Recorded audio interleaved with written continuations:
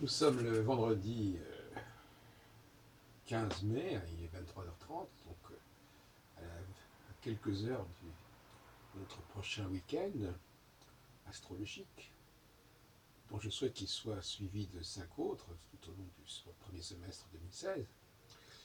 Et là, comme d'habitude, j'écoute souvent la radio, je suis plus radio que télévision, et on entend souvent des perles remarquables, des témoignages, des propos qu'on n'entendrait pas d'ailleurs franchement à la télévision, parce que la télévision c'est plus trié, c'est plus contrôlé. Mais alors, donc voilà une dame qui appelle et qui, je crois que c'est sur une radio de la maison de la radio, qui appelle et qui raconte un souvenir d'il y a 30 ans. Et elle se souvient avec émerveillement, ça se situe à Villeurbanne, de tout un ensemble d'enfants qui avaient appris une certaine chanson.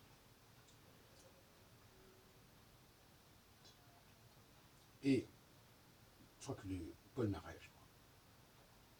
Et il y a eu plusieurs groupes comme ça qui avaient appris la même chanson. Et ensuite, ils se sont retrouvés, ils se sont réunis, et ils étaient 300 enfants à chanter la même chanson. Et elle avait gardé un souvenir impérissable de ce moment, de 300 enfants chantant en même temps, au même moment, la même chanson. Alors,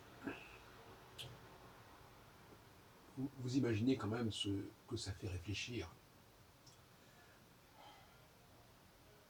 Cette fascination pour la répétition, pour le par cœur, pour le discours collectif exactement identique pour tout le monde, cette convergence fondamentale dans la forme comme dans le fond, c'est-à-dire voilà, on connaît tous la même chanson, on la récite en même temps.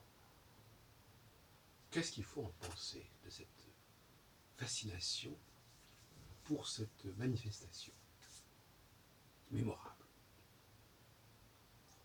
Il y a là un imaginaire féminin, parce qu'on est quand même en train de parler de femmes ici, de jeunes filles.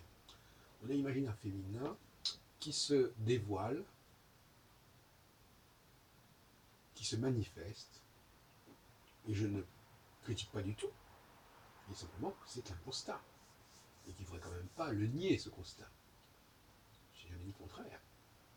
Pourquoi pas? Ce qui me gêne, c'est quand les femmes disent qu'elles fonctionnent comme les hommes, quand les femmes ne comprennent pas que ce mode de fonctionnement a ses limites, et que ce mode de fonctionnement fait problème quelque part. Mais il fait problème par rapport à l'ensemble d'une société. Il ne fait pas problème spécialement par rapport à l'ensemble des femmes. Il faut quand même situer les choses comme elles sont. Une chose est une problématique particulière à un groupe, qui peut être tout à fait particulière, tout à fait spécifique. On n'a pas obligé un groupe à fonctionner d'une certaine manière sous prétexte que ça ne serait pas valable pour l'ensemble de la population. Non. Ils fonctionnent comme ça, très bien, c'est parfait. Ce sont des valeurs qui sont ce qu'elles sont. Elles n'ont pas à être nécessairement adoptées par tout le monde, n'est-ce pas? Ce qui n'était pas non plus dit dans la conversation. Hein. On avait quand même l'impression que c'était un idéal universel qu'on nous proposait là. On pourra nier aussi cela, mais n'empêche que c'était plus ou moins sous-entendu. Alors, là, je dirais que ça parle vraiment du cœur. C'est-à-dire que on est pleinement dans ce que j'appelle la subconscience. C'est-à-dire on n'est pas dans la raison.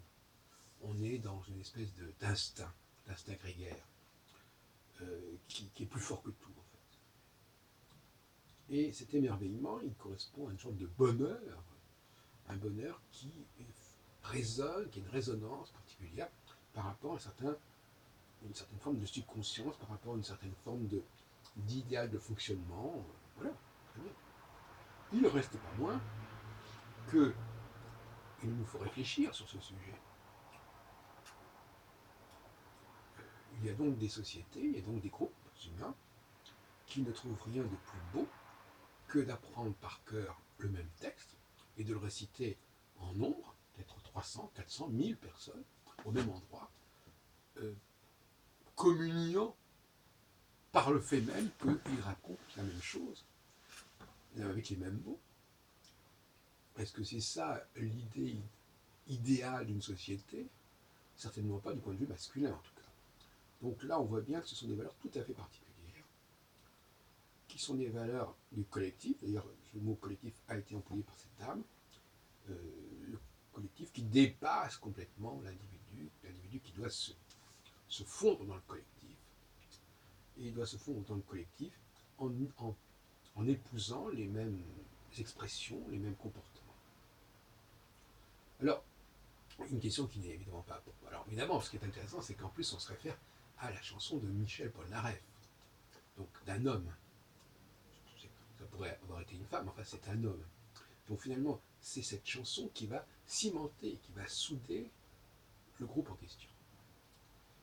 Une chanson qui vient de l'extérieur, ce n'est pas une communion de l'intérieur, c'est une communion par le biais de l'extérieur. Comme par exemple, un orchestre pourrait aussi communier à travers une partition qui lui est donnée.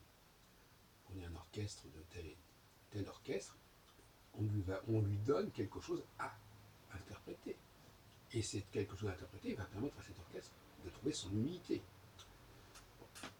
Donc là, on a une problématique extérieure, un texte qui est fourni de l'extérieur et qui va permettre d'unifier, de faire communier une population qui pourrait d'ailleurs être de plusieurs milliers, voire de centaines de milliers de personnes, pourquoi pas, dans une sorte d'utopie ou de dystopie. Voilà ce que je voulais vous dire, n'est-ce pas? Ce sont des témoignages bruts comme ça qu'on entend, qui vous sont envoyés comme ça, dans une sorte d'évidence. Et je crois qu'en effet, toute femme qui se respecte, qui est lucide, reconnaît que ça fait écho en elle, cette façon de fonctionner. Que c'est une programmation, c'est un déterminisme extrêmement profond, extrêmement puissamment ancré en elle, et que quand on leur fait tenir notre discours, ça n'a pas le même écho intérieurement. Et l'autre discours, c'était bien évidemment le discours du héros solitaire qui sort du rang, qui va dire quelque chose qu'il est le seul à dire, qu'il est le seul à penser, qu'il est le seul à formuler, et qui, dans un deuxième temps, mais seulement dans un deuxième temps, va voir son discours instrumentalisé pour justement sous-tendre le collectif féminin. Donc ce collectif féminin, il est totalement dépendant, bien entendu, de ce premier temps dont je viens de parler. Et il y a un paradoxe, qu'effectivement, c'est que ce premier temps, il est dans l'ordre de la singularité, et le deuxième temps, il est dans l'ordre de la pluralité du collectif. Et là, nous trouvons une complémentarité. Mais ce qui est intéressant, c'est que quand les gens vous parlent de complémentarité entre les hommes et les femmes, ils ne parlent jamais sous cet angle-là. On tombe sur des clichés, des stéréotypes du genre l'homme est comme ceci, la femme est comme cela. Alors qu'en réalité, la vraie définition, c'est que la femme est un animal politique, au sens de politique, dans le mot politique, il y a le mot ville. Il y a un mot qui signifie un collectif. Elle est un animal politique dans ce sens-là, un animal social, qui a besoin qu'on lui donne des mots d'ordre, qu'on lui donne des éléments qui vont être intégrés, qui vont être appropriés, qu'elles vont s'approprier. Elles vont tellement se les approprier que, d'une certaine manière, à un moment donné, elles en oublient complètement l'origine. Ça fait partie d'elles, en quelque sorte. Parce qu'elles ont un sens de la propriété, en prenant le mot propriété d'ailleurs dans tous les sens du terme, c'est-à-dire je suis propriétaire, mais c'est quelque chose qui m'est propre. qui est propre aux femmes. Et les hommes n'ont pas le même sens de propriété, parce qu'un homme ne va pas s'approprier quelque chose qui n'est pas de lui. Il ne va pas s'en emparer. Ça n'a pas de sens. L'homme, a priori, il ne peut s'intéresser qu'à quelque chose qui se construit en lui-même, qui émane de lui-même. Il ne va pas. Alors effectivement, l'élément extérieur qui va être repris, qui est au départ singulier, qui va être repris par le pluriel, par le groupe, effectivement, il a une fonction d'unification, une fonction de rassemblement, parce que ça c'est aussi un mot que j'ai entendu énormément dans cette prise de parole, ensemble. Elles sont ensemble, elles chantent ensemble le même